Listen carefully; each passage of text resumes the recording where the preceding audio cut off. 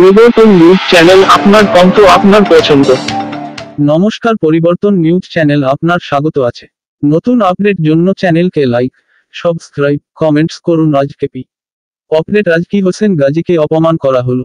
সমাজ সেবা কি অপরাধ? আজ মান সম্মান এবং অপমান অপপ্রচার প্রশ্ন তুলেছেন সমাজসেবী সংখ্যালঘুদের মানুষ। আমার নাম হোসেন গাজী, আমি সামাজিক সেবামূলক কাজ করি। কি কোনো অপরাধ করলাম এই সেবা কাজ করে? মানুষ সেবা করে কিছু দোয়া পায়, কি কোনো অপরাধ করলাম?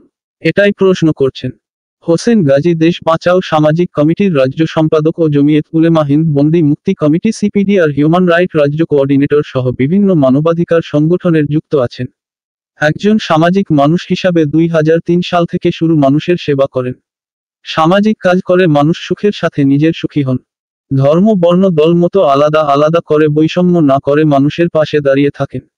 প্রতি বছর বস্ত্র বিতরণ, কম্বল, আয়লা, লায়লা, বুলবুল, ইয়াস, আমফানে চাউল, ডাল, আলু, তেল, বিস্কুট, দুধ, তিরপল নিয়ে হিন্দু, মুসলমান, দলিত, আদিবাসী সহ সকলের দিয়েছেন।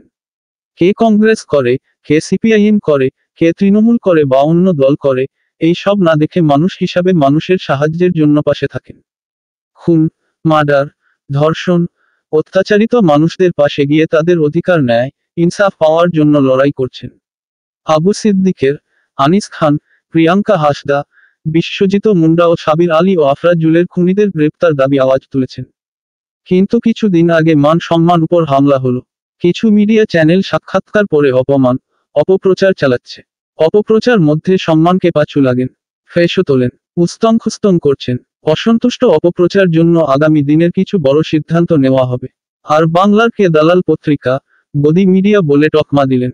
রোহিঙ্গাদের ডেরা বলে মিথ্যা প্রচার, এই সেই টিনের ঘরটি দেখালেন।